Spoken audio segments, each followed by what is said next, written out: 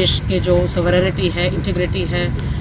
उस पर एक जंग छेड़ने का, यहाँ के ट्रैंक्विलिटी को डिस्टर्ब करने का, उसका जो एक प्लान था, इनका रिवाइवल प्लान, वो हमने बस्ट किया है। इसमें 3 लोग जो है वो अरेस्ट किए गए हैं, जो कि मोहम्मद कासिम नाम के एक ISI हैंडलर है, जो यहाँ से एक्सफिल्ट्रेट कर चुका है लाहौर में 18 साल पहले, उसके कॉन्टैक्ट में थे।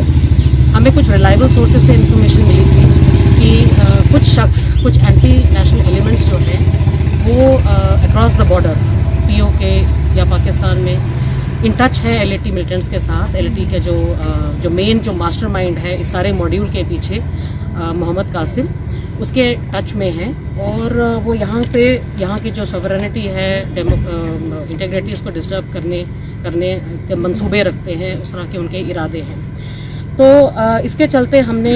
पर्चा लगाया रिलायबल सोर्सेस से। जब हमें ये इन्फॉर्मेशन आई तो हमने इसमें FIR रजिस्टर कर दिया और एक सिट कॉन्स्टिट्यूट की, स्पेशल इन्वेस्टिगेशन टीम। इंटेरोगेशन के दौरान, इन्वेस्टिगेशन के दौरान जो चीज़ें कुछ सामने आई, जो फैक्ट्स कुछ इमर्ज हुए हैं, वो इस तरह से हैं कि जो कासिम है वो यहाँ के जो कुछ शख्स हैं, यहाँ के जो यूथ हैं, उनके साथ कॉन्टैक्ट बनाकर उसके जो प्लान ये है कि वो यहाँ पे एक LAT का बेस दोबारा से क्रिएट करे, रिवाइव करे। OGW का जो एक नेटवर्क होता है ओवरग्राउंड वर्कर्स का, वो इसको इस्टेब्लिश करना चाहता है। और इस मॉड्यूल के लिए उसने, चाहे उसमें वो रिक्रूट करना चाहे वो यहाँ के जो पुराने इन्फिल्ट्रेशन के रूट्स हुआ करते थे, जो ना सिर्फ रजौरी तक लिमिटेड थे, बल्कि माहौर, निकन गली से होते हुए कुलगाम, शोपियाँ की तरफ जाते हैं। ये ट्रेडिशनल रूट्स पहले भी इस्तेमाल किए गए हैं। जैसे कि आप जानते हैं कि माहौर जो है वो पीक, रियासी डिस्ट्रिक्ट ने मिलिटेंसी पीक की मिलिटेंसी देखी है 2000 से लेकर 2010 तक, और 2011 में डिस्ट्रिक्ट रियासी को मिलिटेंसी फ्री डिस्ट्रिक्ट डिक्लेयर किया गया था। मगर पिछले कुछ 3-4 सालों में जो यहाँ के लोग हैं, वो कुछ उनकी जो एक्टिविटीज़ इस तरह से रही हैं कि वो इन टच रहे हैं इस ISI हैंडलर के साथ। और इसमें हमने इनके कुछ बैंक अकाउंट्स भी वेरीफाई किए हैं, उसमें कुछ बेनामी ट्रांजैक्शंस भी डिटेक्ट हुई हैं, जिसमें हमें और काम करना है, वो कर रहे हैं, ताकि वो जो इनका जो आपस में जो लिंक है, जो एक नेक्सस है, उसको हम पूरे तरीके से उसका पर्दाफाश कर सकें। इसमें हमारी जो कुछ अरेस्ट अभी और होनी है, कुछ लोग और इसमें हमें जो सस्पेक्ट्स हैं वो इन्वॉल्व हैं, और जैसे जैसे हमारी तफ्तीश आगे बढ़ेगी, इन्वेस्टिगेशन आगे बढ़ेगी, हम साथ साथ में इन लोगों को अरेस्ट भी करेंगे और इस केस को प्रॉपरली एक लॉजिकल कंक्लूजन तक पहुंचाते हुए चलान करेंगे। पाकिस्तान में जो इनका जो मेन हैंडलर है वो मोहम्मद कासिम है, और जैसा कि मैंने कहा वो आज से 18 साल पहले यहाँ से एक्सफिल्ट्रेट करके जा चुका है। तो ये अभी तक तो ये OGW नेटवर्क का ही जो हम कहते हैं, ये हमने ब्रेक किया है, जो नेक्सस है, जो बनने से पहले ही जिसे कहते हैं बात बिगड़ गई।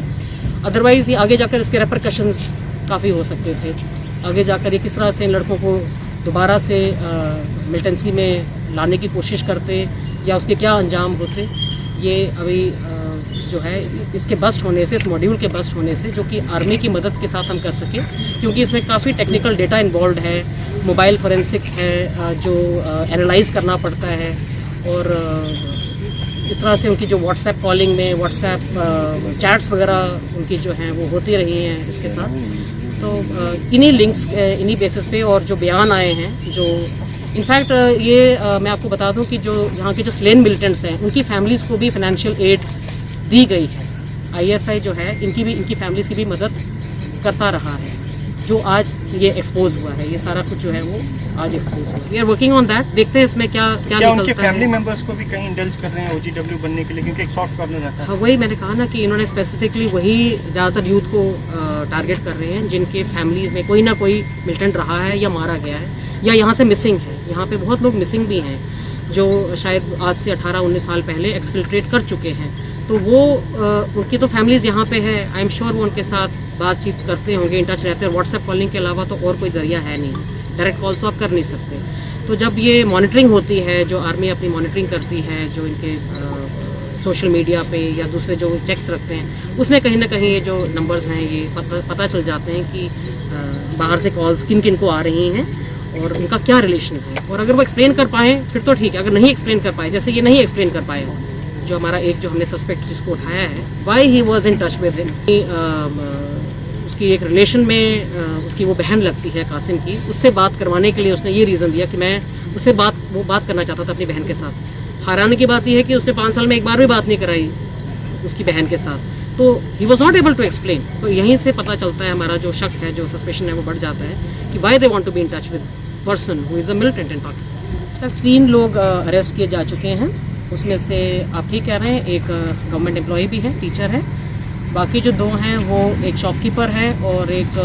लेबरर या एग्रीकल्चरल का छोटा मोटा काम करता है। तो ये यहाँ के जो यूथ हैं, गुर्बत भी है, और कहीं ना कहीं जो यूथ को ये टारगेट कर रहे हैं, ये ऐसे यूथ हैं जो